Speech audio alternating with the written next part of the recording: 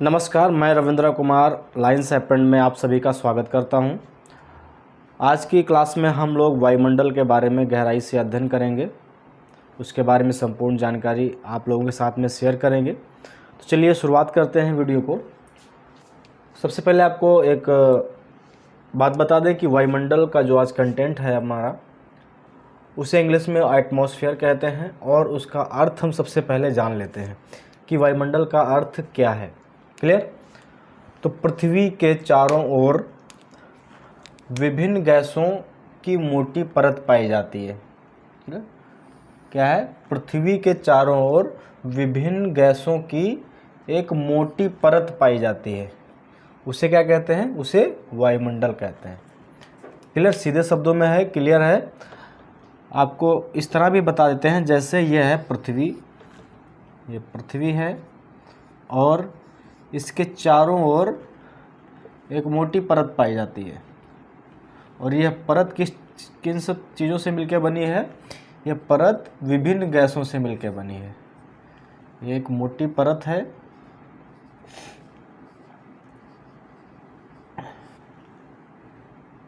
जो विभिन्न गैसों से मिलकर बनी है। क्लियर? अब बात आती है कि ये विभिन्न गैसें यानी वायुमंडल में कौन सी गैसें सम्मिलित हैं। तो सबसे पहले गैस आती है नाइट्रोजन गैस है, जिसे N2 कहते हैं, और इसका पूरे वायुमंडल में सबसे अधिक मात्रा इसकी पाई जाती है, जो कि 78.08% है। ओके।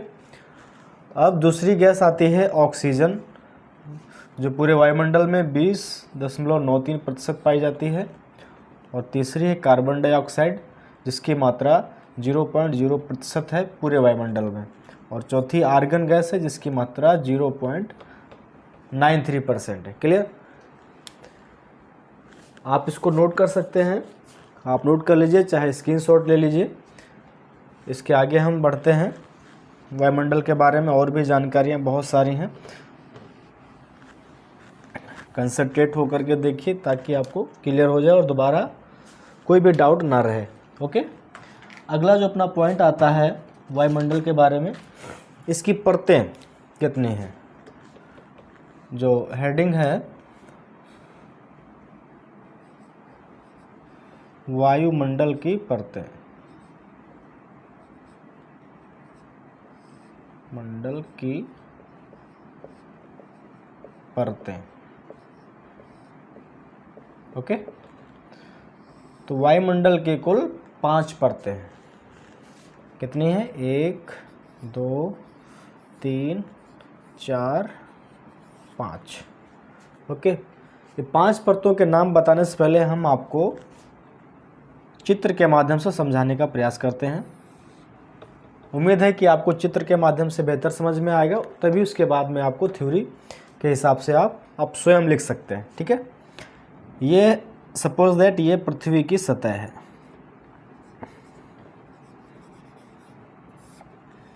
ये क्या है? पृथ्वी की सतह है। ये पृथ्वी की सतह है और इसके ऊपर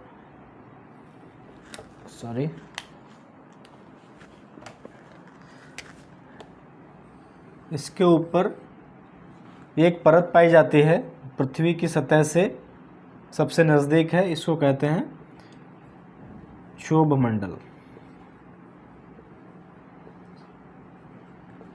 क्षोभमंडल। क्लियर? और इसके बाद में जो लेयर आती है यानी परत आती है, उसका नाम है समताप मंडल।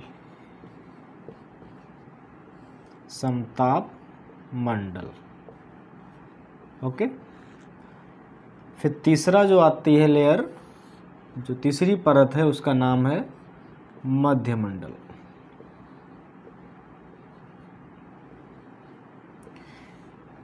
और चौथे जो आती है लेयर परत, उसको कहते हैं आयन मंडल।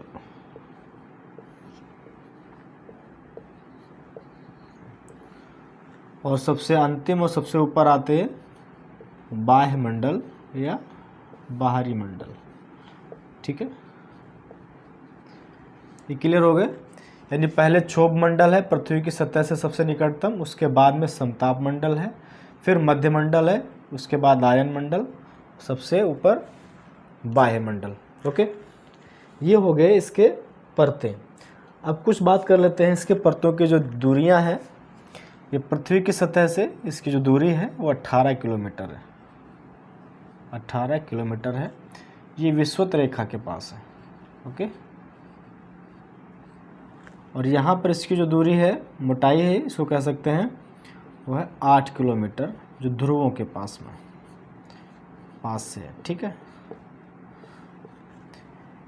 क्योंकि इसकी किलोमीटर जो दूरी है यहाँ पर कम है और इधर विषुवत रेखा की तरफ ज़्यादा है क्षोभ मंडल की। ओके, अब जो समताप मंडल की जो बात करें तो इसकी 50 किलोमीटर यहाँ तक दूरी है, टोटल दूरी 50 किलोमीटर। यानी इसकी जो मोटाई है वह यहाँ ख़त्म होता है 18 किलोमीटर, इसके ऊपर 50 किलोमीटर तक जो दूरी है वो इसकी समताप मंडल है। ठीक है, समझने का प्रयास करिए। 50 में से ये 18 किलोमीटर माइनस कर देंगे, फिर जो डिस्टेंस निकल के आएगी वो इसकी मोटाई होगी। ठीक है, कितनी डिस्टेंस आएगी? 32। 50 में से 18 किलोमीटर इसकी लेयर निकाल देंगे, ये टोटल डिस्टेंस है 50 किलोमीटर, फिर 32 किलोमीटर इसकी मोटाई हो गई। क्लियर। अब इसके बाद में ये 80 किलोमीटर, 80 किलोमीटर इसकी अगर डिस्टेंस निकालेंगे तो 80 किलोमीटर में से ये 50 किलोमीटर माइनस कर देंगे तो 30 किलोमीटर इसकी मोटाई आ गई। ठीक है, और इसकी जो मोटाई है वो 640 किलोमीटर यहाँ तक है। उस यहाँ से यहाँ तक 640, उसमें से हम लोग अगर 80 माइनस कर देंगे, जो डिस्टेंस यहाँ पे निकल के आएगी वो आयन मंडल की डिस्टेंस होगी। और बाह्य मंडल की जो दूरी है उसका अभी अंतिम छोर तय नहीं है। ओके, बाह्य मंडल का अभी कोई दूरी तय नहीं है। क्लियर, ये आप नोट डाउन कर लीजिए। तो अब इसके हम नाम लिख लेते हैं। पहले क्षोभ मंडल, सीरियल ध्यान रखना है। क्षोभ मंडल, दूसरा समताप मंडल, तीसरा मध्य मंडल, चौथा आयन मंडल, और पांचवा अंतिम कौन सा है? बाह्य मंडल। क्लियर।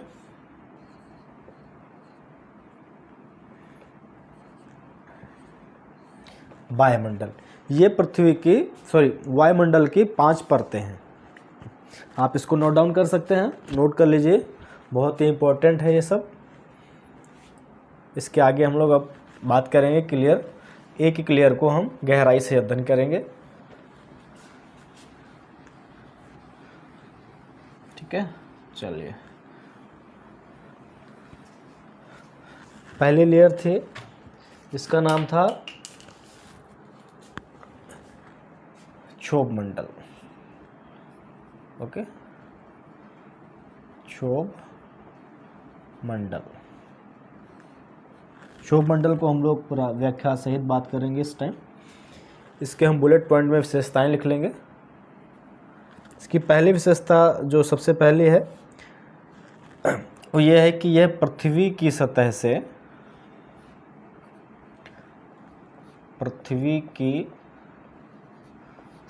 से सबसे निकटतम है, सबसे नज़दीक लिख सकते हैं या फिर निकटतम है। ओके,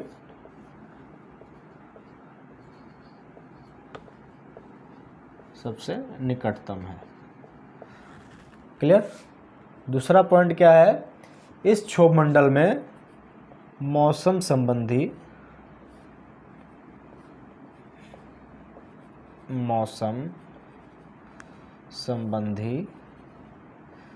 घटनाएं घटित होती हैं। क्लियर। यानी जो ये मंडल है पृथ्वी के सबसे नज़दीक में क्षोभ मंडल, वहाँ पर मौसम संबंधी सभी घटनाएं घटित होती हैं। मौसम संबंधी घटनाएं कौन सी होती हैं? जैसे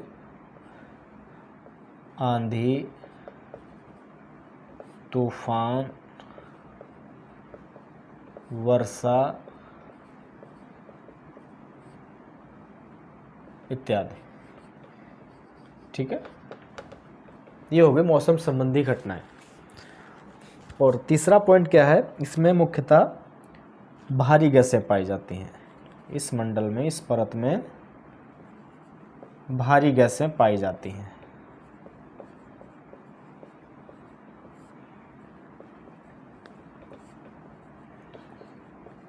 क्लियर? भारी गैसें कौन सी गैसें हैं? CO2, कार्बन डाइऑक्साइड भारी गैस है, वो जिसमें क्षोभमंडल में पाई जाती है। ओके, ये हो गया हमारा पहला क्षोभमंडल परत। उसके बारे में कुछ महत्वपूर्ण बिंदु हैं, आप इसको नोट कर लीजिए और हम अगला पॉइंट पर चर्चा करते हैं। दूसरा क्या है? समताप मंडल। दूसरा है समताप मंडल। ओके,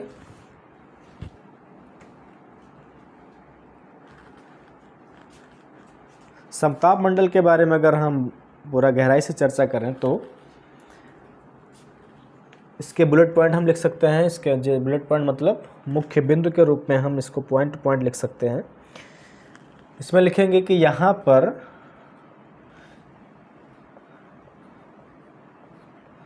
मौसम संबंधी घटनाएं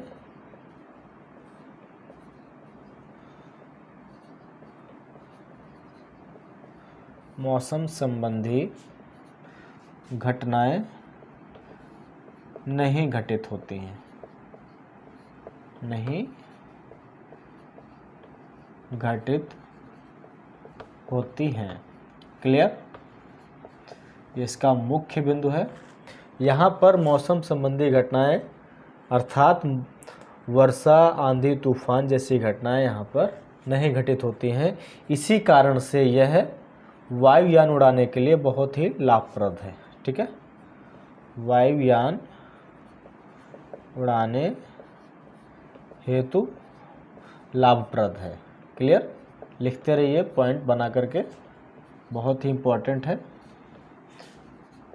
यानी वायुयान उड़ाने के लिए बहुत ही लाभप्रद परत है ये। क्लियर? और तीसरा इसका जो पॉइंट है, यहाँ पर ओजोन लेयर पाई जाती है।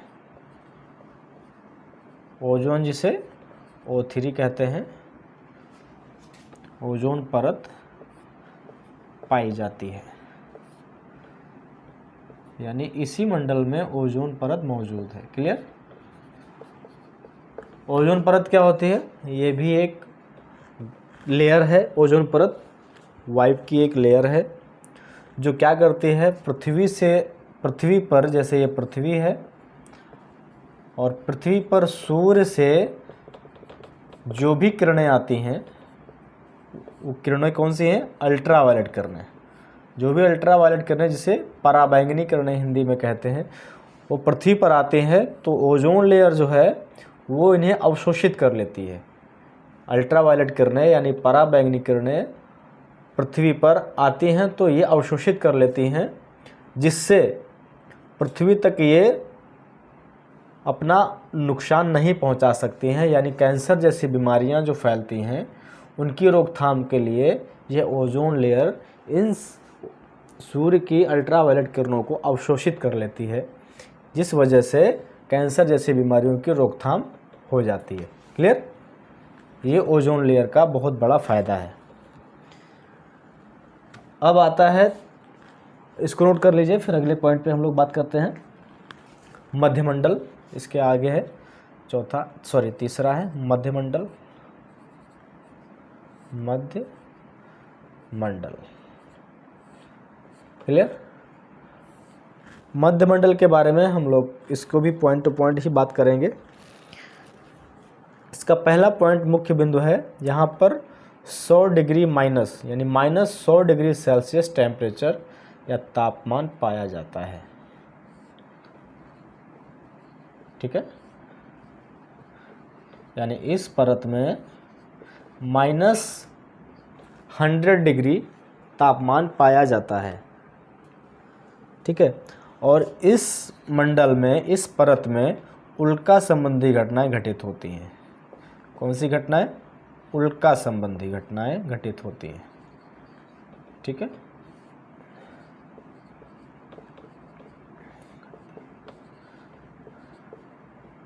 घटित होती हैं। उल्का संबंधी घटनाएं किसे कहते हैं? जैसे आमतौर की भाषा में कहते हैं कि टूटता हुआ तारा, वो जो टूटता हुआ तारा है उसी को ही उल्का संबंधी घटना कहते हैं। क्लियर? और वो घटना मध्यमंडल में होती है। अब अगला जो चौथा है लेयर, वो लेयर है आयन मंडल। जो चौथी परत है आयन मंडल जिसे कहते हैं, आयन मंडल। ओके, इसको भी हम मुख्य बिंदु में ही लिखेंगे ताकि समझने में आसानी हो। ठीक है, इसमें क्या है, यहाँ पे आयनिक गुण पाए जाते हैं। आयनिक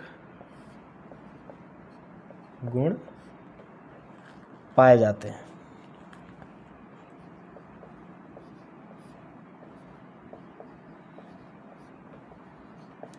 ठीक है, आप इसे पॉइंट टू पॉइंट लिख सकते हैं ताकि आपको समझने में आसानी हो जाए।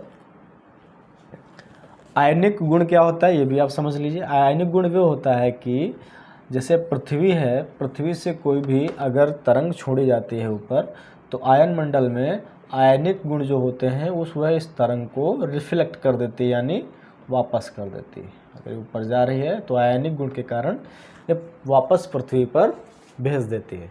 ठीक है, इसे कहते हैं आयनिक गुण।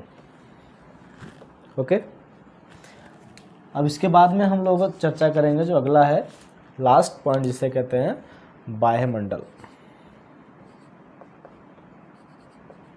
या बहिर्मंडल या बाहरी मंडल भी इसको कहते हैं। तो हम लोग उसको लिख लेते हैं बाह्यमंडल। ओके, बाह्यमंडल क्या है? सबसे पहले आपको बता दें, फिगर में हमने आपको बताया था सबसे बाहर का मंडल है ये।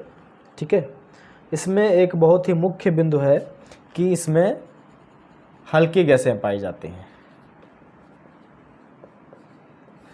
हल्की गैसें पाई जाती हैं। ठीक है, गैसें पाई जाती हैं बाह्यमंडल में, हल्की गैसें पाई जाती हैं। ओके, हल्की गैसें कौन सी हैं? जैसे हीलियम, हीलियम भी क्या है, एक हल्की गैस में आती है। हाइड्रोजन, ये भी हल्की गैस में ही आते हैं। ठीक है, ये क्या है, हल्की गैसें हैं। ओके, तो मुझे आशा है कि आप सभी लोगों को ये वायुमंडल के बारे में जो जानकारी बताई गई है क्लियर होगी यानी समझ में बेहतर ढंग से आ गई होगी। अगर फिर भी अगर कोई डाउट है तो आप हमें कमेंट बॉक्स में लिख करके ज़रूर सेंड करें। धन्यवाद।